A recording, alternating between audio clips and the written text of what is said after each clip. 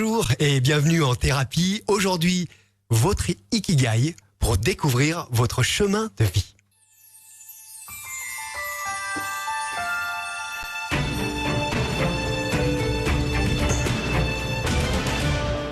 Et nous sommes avec Manami Sasaki, coach en Ikigai et sophrologue. Bonjour. Bonjour Thierry. Alors, sophrologue, on entend bien, mais alors Oui. Ikigai, Oui, ça vient d'où et qu'est-ce que ça veut dire? C'est un mot en japonais et je suis japonaise et donc en fait ce que ça veut dire, c'est un mentor pour vivre pour nous. C'est une motivation pour faire quelque chose. Ah d'accord, c'est ce qui nous fait se lever le matin. Oui, voilà, c'est ça exactement, oui. Ça veut dire quelque chose Oui. en japonais, c'est Ikigai. Oui, c'est ça en fait. Donc étymologiquement, il y a deux sens comme le schéma en fait. Donc il y a ikiru et il y a kai signifie donc mérite, ikiru signifie vivre. Donc et on mettre ensemble dans un mot et c'est pourquoi votre vie mérite d'être vécue, le sens de votre vie. En même temps, on pense les émotions positives pour vivre. Qui te motive, les sensations que le loisir qui nous donne ou des plaisirs qui nous donnent, de ce genre de choses. Notre Oui, voilà, travail, c'est ça, oui. notre vie privée, Oui, nos voilà. activités. Oui, c'est ça. Ce serait retrouver dans chacun de nos moments Mhm. le plaisir de vivre. Voilà, c'est ça, plaisir de vivre, oui, c'est ça. Oui, exactement, oui.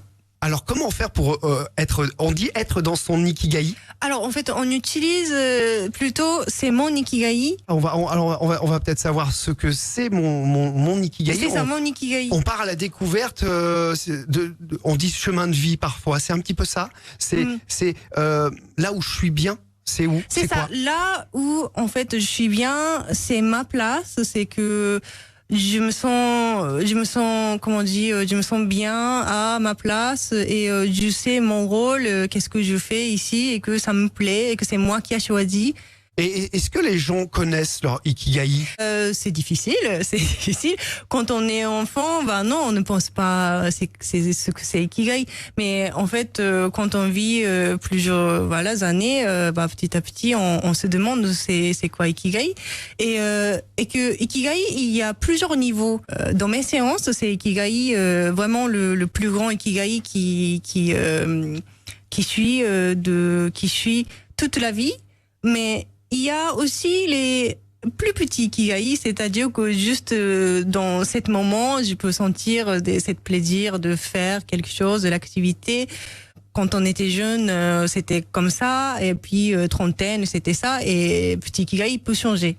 Ah, dans la vie, on peut avoir notre Ikigai qui évolue d'une certaine façon. Qui évolue de certaines façons, mais en fait, le grand Ikigai que je fais dans mes séances, c'est que, en fait, dans les petits Ikigai, il contribue dans le grand Ikigai.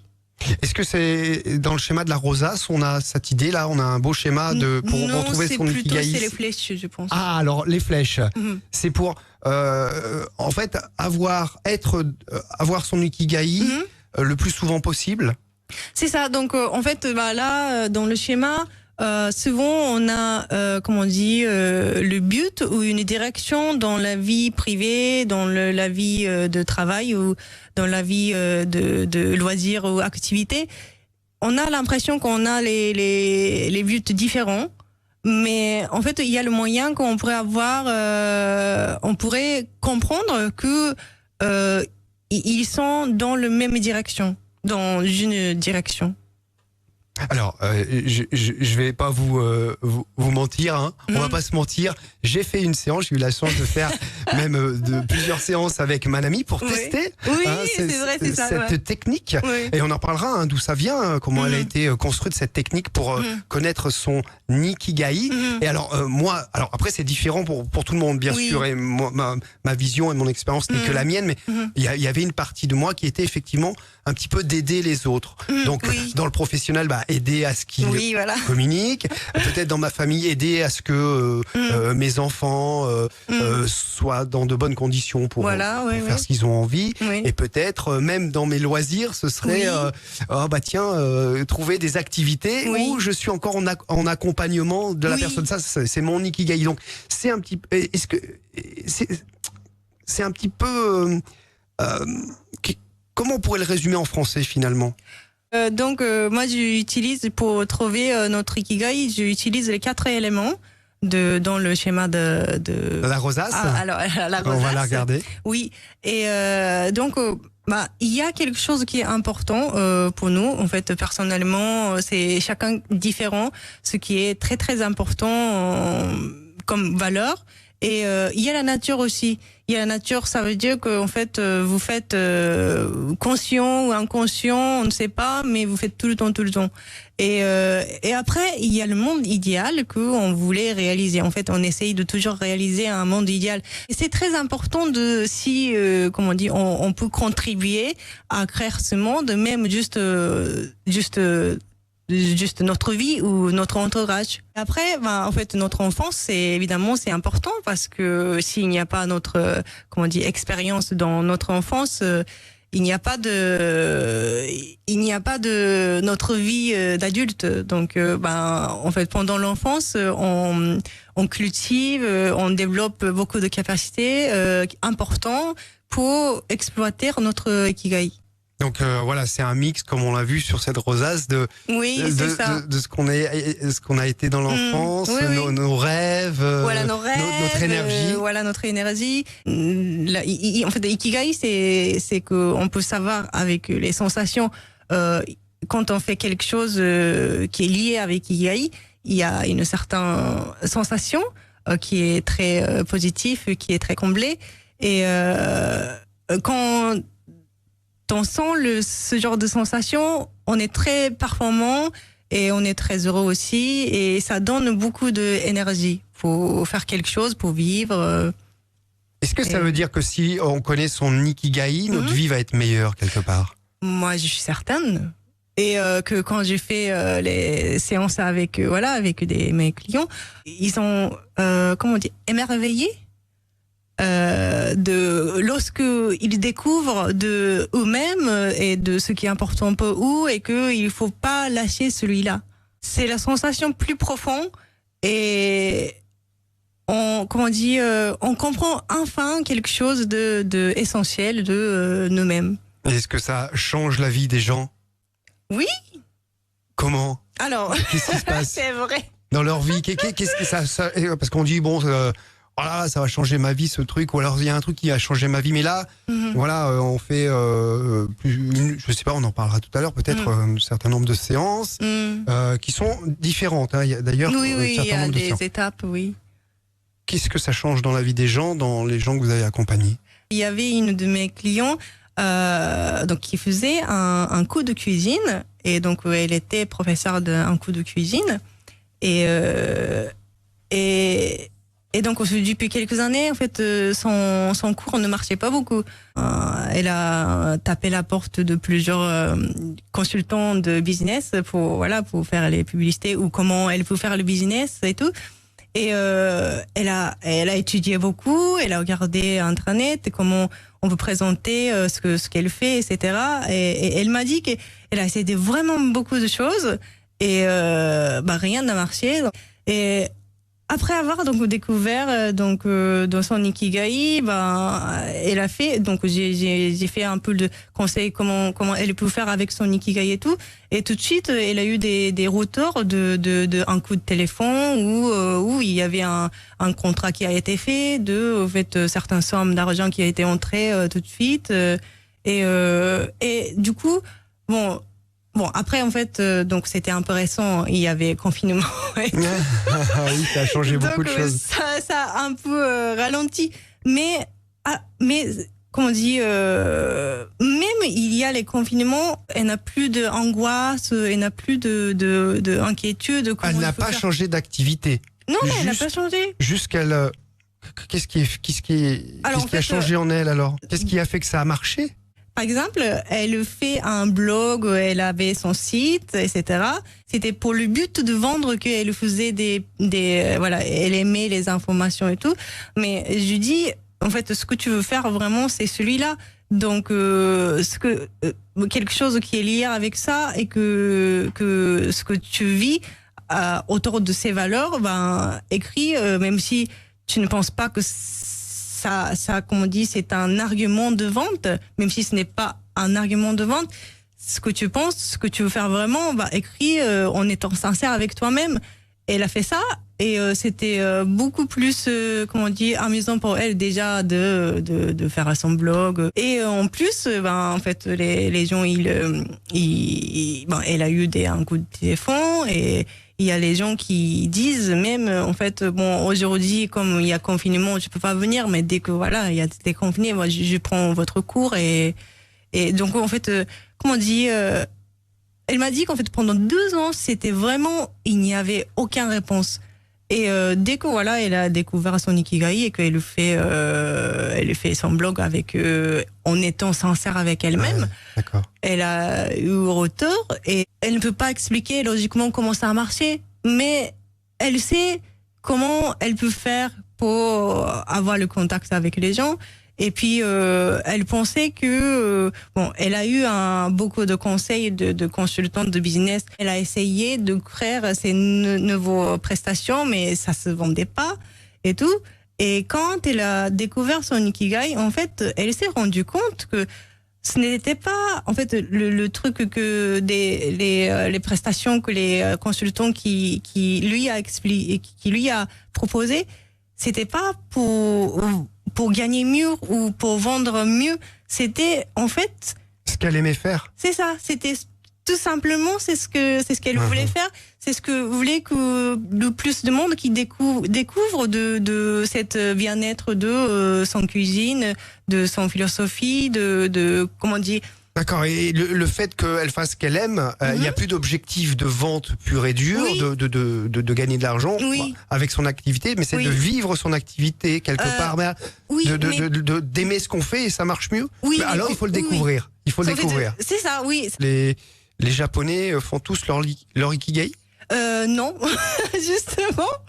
Et donc il y a un mot ikigai, et puis il y a un moment de la vie, on se demande, mais il y en a qui arrivent à trouver, il y en a qui n'arrivent pas à trouver. Et on a envie de trouver, mais des fois on réussit ou on réussit pas. Et vous l'avez trouvé parce que vous avez. Comment ça se fait que vous êtes arrivé à faire qu'est-ce qui vous a amené à faire ce métier, cette technique d'ailleurs?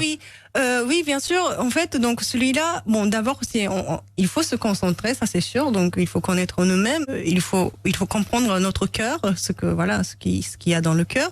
Mais après, je voulais un peu, un approche un peu plus scientifique.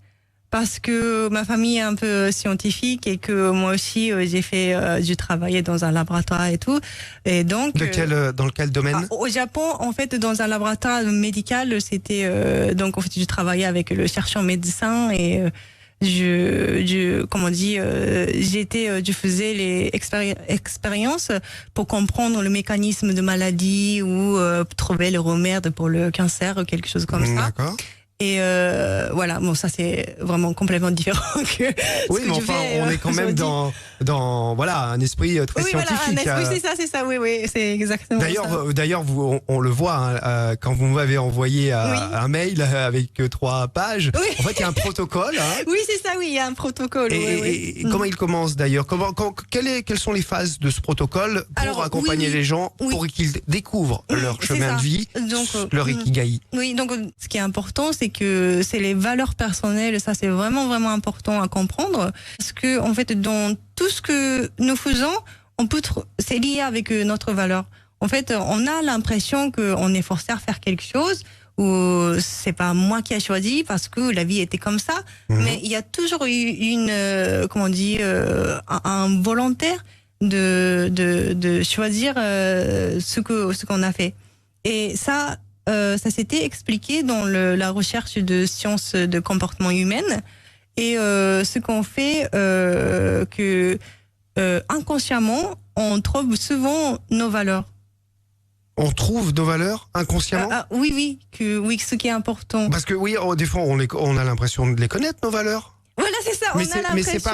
Mais c'est pas forcément les bonnes. Oui, c'est ça, exactement. Oui, alors il y en a d'autres de plus importantes? Oui. Et c'est ça qui était intéressant pour moi, parce que c'est vrai que on dit souvent, bah ça c'est important pour moi et que j'ai choisi ce métier parce que tatati tatata. Mais en fait, beaucoup de cas, on se confond les valeurs qu'on nous a appris. C'est-à-dire que les attentes de la société ou de la famille ou peut-être partenaire ou voilà. Et que on croit que c'est ça qui est important pour moi, mais en fait c'est ce qu'on nous a appris, c'est pour ça qu'on croit. Mais ce qui est important vraiment pour moi-même, en fait, c'est différent. Et c'est caché quelque part par les autres, c'est calfeutré. Oui, et donc c'est pour ça que il vaut mieux, voilà, il vaut mieux chercher. Et vous, c'est quoi votre ikigai? Qu'est-ce que vous avez trouvé qui était au fond de vous? On est en vie biologiquement parce que le cœur bat et puis voilà, on respire et tout. Ben oui, biologiquement, c'est clair que voilà, ça je suis vivant. Ça fonctionne. Ça. Mais est-ce que je vis vraiment en imaginant que je ne connais pas mon ikigai et que est-ce que je vis vraiment ça? Qu'on dit, ce n'est pas parce que biologiquement je vis que je vis vraiment. Et c'est vraiment important que je sens vivre moi-même. C'est vraiment important. Et du coup, c'est important que les gens qui vivent vraiment, les gens sentent qu'ils vivent vraiment. Et mon ikigai, c'est que, comme on dit, les gens qui vraiment, en fait, c'est ce que je fais. En fait, je contribue ma vie pour découvrir soi-même aux gens.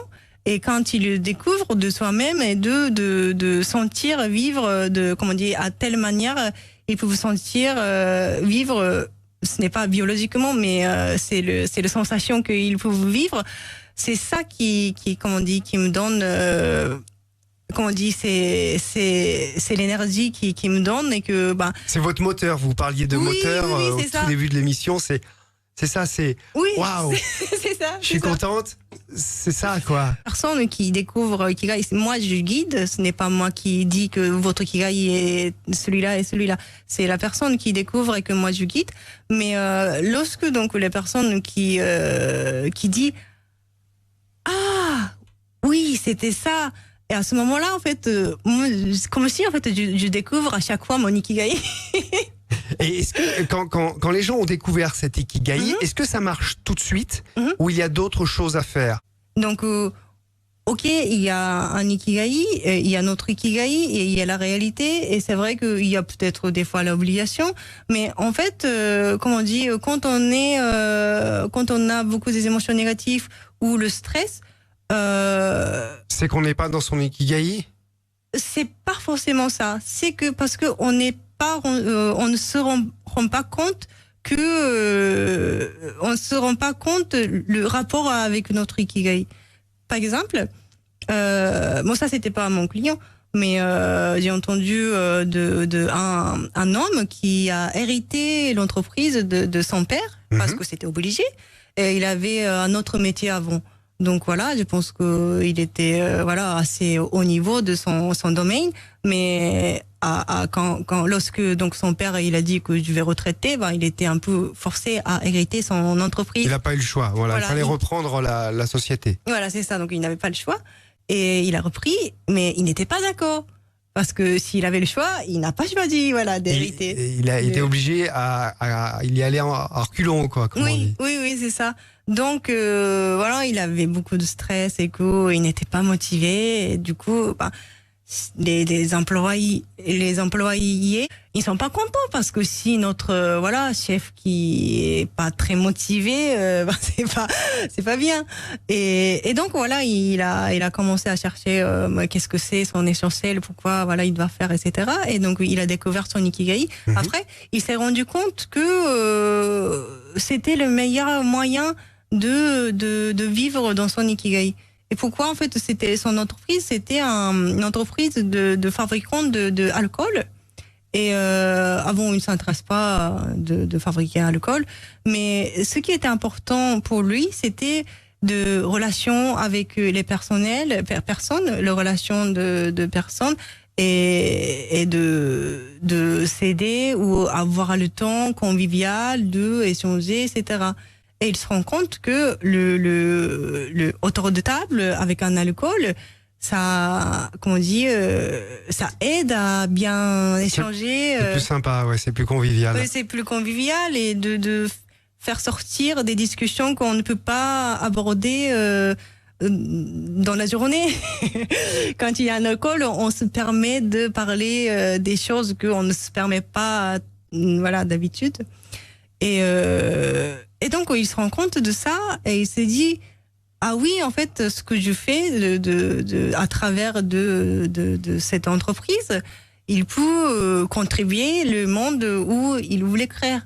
Et du coup, à partir de là, il était très motivé. Et d'après ce que j'ai entendu, en fait, le chiffre d'affaires de cette entreprise, après qu'il a découvert celui-là, ça va. Ça a changé, ça a changé de sens.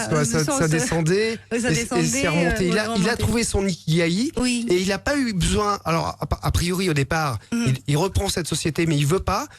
Parce qu'il retrouve son ikigai, il trouve sa place dans la société et comment manager, sa façon de manager grâce à, ça y est, je sais qui je suis au fond, alors je vais faire ce que j'aime dans l'endroit, pas besoin de changer d'endroit, dans l'endroit où on m'a mis. Oui, et là, ça fonctionne. Oui, c'est ça. Alors, on parlait de V. Il y a un schéma en U. Vous voulez bien nous l'expliquer? C'est une partie du travail qu'on fait avec vous. Le U qui est effectivement de notre problématique jusqu'à un résultat. Vous pouvez nous l'expliquer? Oui. Donc, d'abord, on va suspendre des jugements qu'on a. Parce que, est-ce que c'est le jugement, c'est bon pour moi? On ne sait pas, parce que peut-être on fait le jugement avec ce qu'on a appris, c'est-à-dire que c'est les valeurs de la société ou c'est les valeurs de la famille ou c'est les valeurs de l'extérieur. Et donc on suspend quand on dit, quand on sent les émotions négatives ou positives, on se dit ah c'est pas bien, on suspend, on ne sait pas si c'est bien ou pas, on verra plus tard. Et après on laisse partir à la peur de changer.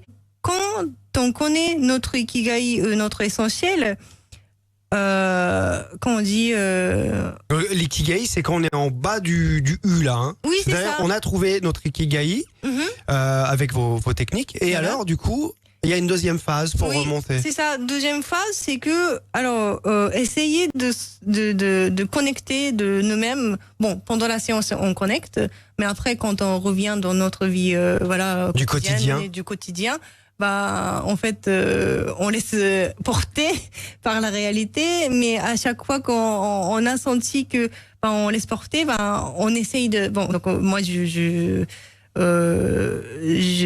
renseigne de comment on peut reconnecter avec nous-mêmes, donc avec cette technique. Donc on essaye de reconnecter avec nous-mêmes et avec les sensations, on va essayer de différentes manières. Donc on essaye une nouvelle manière et on voit qu'est-ce que ça fonctionne et est-ce que c'est parfaitement ce qu'on voulait ou peut-être en fait moitié c'était ce qu'on voulait, mais moitié ça ne me convient pas vraiment. Du coup, on modifie et puis on avance.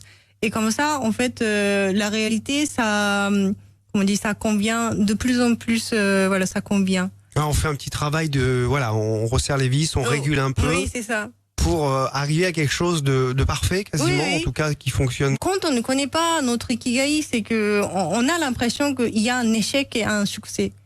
Donc, évidemment, quand il y a un échec, on est démotivé, on est découragé, qu'on n'a plus de motivation pour avancer. Et on ne sait pas qu'est-ce qu'on va faire pour la suite. Mais quand on connaît Ikigai, c'est quelque chose qui a l'air échec par le regard des autres. Pour lui-même, ce n'est pas un échec, c'est juste au milieu de chemin. Et donc, il n'y a pas démotivé, découragé. Peut-être, je ne suis pas très bien pour ça. Il n'y a pas de questions ce genre de questions qui vient dans la tête.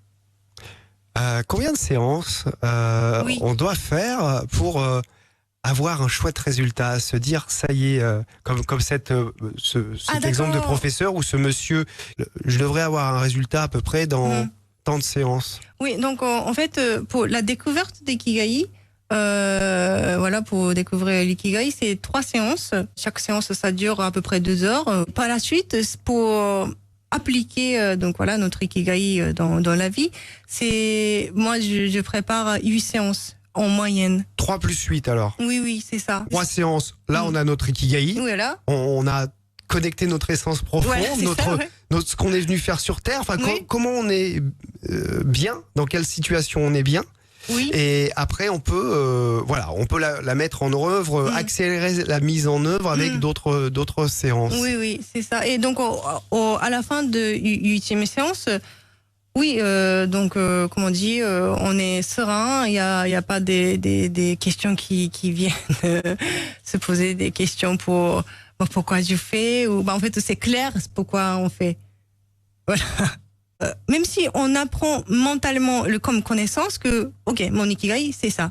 Ça ne va pas. On va pas forcément l'appliquer, on va pas forcément le vivre. C'est-à-dire qu'on a l'information, mais on s'en sert pas. Alors comment on fait pour s'en servir? Oui, pour s'en servir, il faut avoir les émotions, les sensations. Parce que c'est les exercices de méditation guidée que vous m'avez fait faire. Oui.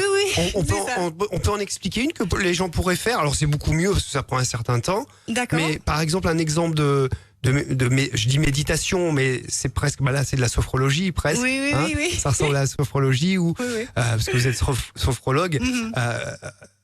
Qu'est-ce qu'on pourrait faire là? J'ai préparé un exercice un peu de communication avec moi-même et de trouver un peu de valeur. Comment c'est pas si profondément, mais vous pouvez trouver un peu de qu'est-ce que c'est qui est important pour vous. On pourra, enfin moi je l'ai fait, mais on pourra tous, en tout cas toucher du doigt. Oui, c'est ça. Goûter un peu qu'est-ce que c'est, ce qui est important pour vous.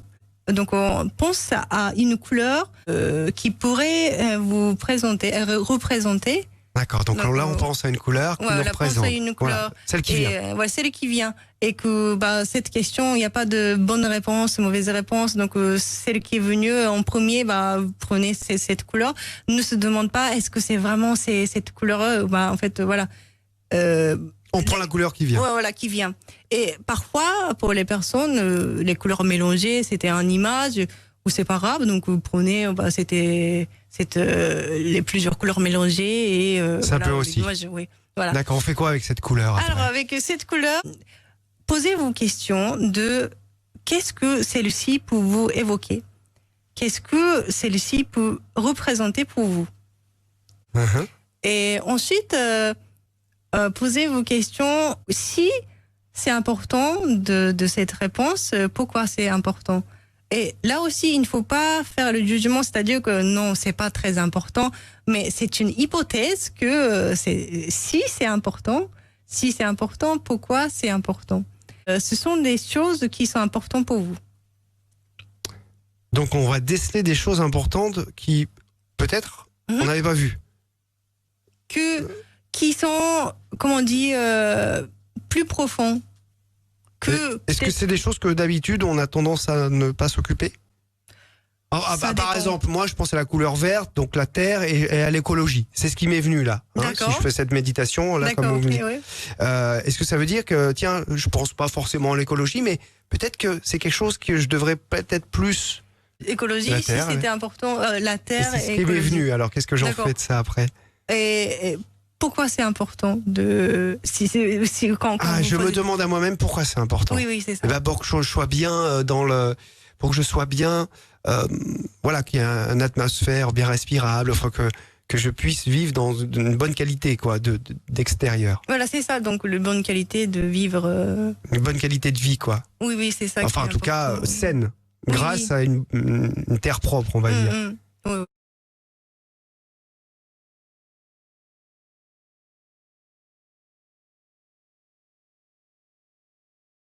Quelle est l'étape suivante pour continuer cette méditation qui dure 20 minutes normalement. Donc c'est quelque chose où on se pose vraiment.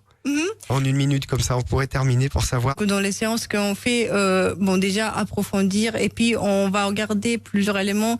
Il y a une anecdote d'Indien de parabole d'éléphant. Et celui-là, en fait, c'est une histoire d'un roi qui a demandé à six aveugles comment vous expliquez un éléphant? Et il y avait un éléphant, donc, et puis un homme, 6 hommes aveugles qui expliquent l'éléphant, c'est comme ça. L'éléphant, c'est un peu comme l'éventail. L'éléphant, c'est un peu comme le tuyau. L'éléphant, c'est comme si un mur. Et peut-être vous comprenez. Oui. Ça veut dire que en fait, il y a quelqu'un qui a touché l'oreille. Bah, ils disent que c'est comme un éventail. Et qui a touché le nez. Bah, il dit que c'est un peu comme le tuyau. Et qui touchait le buste. Bah, il dit que c'est un peu comme le mur. Oui. Mais ok, ils sont pas tort. Ils n'ont pas tort. Ils ont raison. Mais comment on dit, juste l'oreille, un oreille ou. Ils ont que des morceaux. Ouais, c'est ça. Ils ont que des morceaux. Et donc, nous, c'est pareil. Il faut, comment on dit, rassembler plusieurs éléments. D'accord. Pour que ce soit complet. Ce soit complet, oui, c'est ça. Et ensuite, on va comprendre le rapport entre donc celui-là et la réalité. Ce que vous faites concrètement. Un peu, l'ikigai, ça serait retrouver effectivement là où on est complet et se dire, dans mon quotidien, qu'est-ce que je peux faire pour respecter cet ikigai. C'est l'idée, effectivement, avec voilà ces séances et ces méditations, de se dire, voilà, j'ai un environnement, c'est peut-être pas l'environnement de mes rêves, en tout cas il est là, et je vais trouver un équilibre entre l'ikigai et ma vie quotidienne. Oui. Et là, c'est ce que la plupart des gens font quand ils ont fait ces séances avec vous. Ils trouvent cet équilibre. Oui. Et il y a des gros changements aussi parfois où c'est juste que la personne est juste plus heureuse et plus en équilibre, plus en harmonie. Donc, il y a les gens qui choisissent de leurs activités. Avant, il y avait plusieurs peut-être possibilités, mais ils ne savaient pas quoi faire et ils étaient un peu démotivés parce que voilà, est-ce que vraiment il y a quelque chose pour moi? Il y a des questions aussi. Est-ce que vraiment il y a quelque chose pour moi ou en fait il n'y a pas des choses? On est éparpillé. Oui, éparpillé, voilà, c'est ça. D'accord, parce qu'on trouve pas bien, alors on essaye tout. Voilà, on essaye tout. Mais donc la personne elle a trouvé, donc elle se concentrait sur voilà une chose. Et, qui lui correspondait. Voilà, qui correspondait. Et en fait, le retour que j'ai eu, c'est que donc la personne elle a trouvé la base de travail pour la vie. C'est-à-dire que ce n'est pas aujourd'hui que je gagne tant d'euros, mais pour la vie, en fait, ce travail-là, je vais continuer à vie. Et que pourquoi je continue? Parce que pour ce but, on va dire, c'est pour ce but. Mais ce but, mais avec quelque chose qui me correspond. Bien sûr. Voilà, l'idée c'est de trouver ce à quoi on aspire et de le mettre en application. Oui. Pour avoir bien sûr peut-être des résultats, mais en tout cas on est bien dans le, comme on dit, dans l'ici et le maintenant, on est heureux avec ce que l'on fait parce que grâce à cette méthode d'Ikigai, on a trouvé qu'il en était un petit peu. Oui, c'est ça. C'est un peu comme qui on est, c'est ça. Merci beaucoup Manami Sasaki, sophrologue et coach en Ikigai, et à très bientôt pour un nouveau bienvenue en thérapie.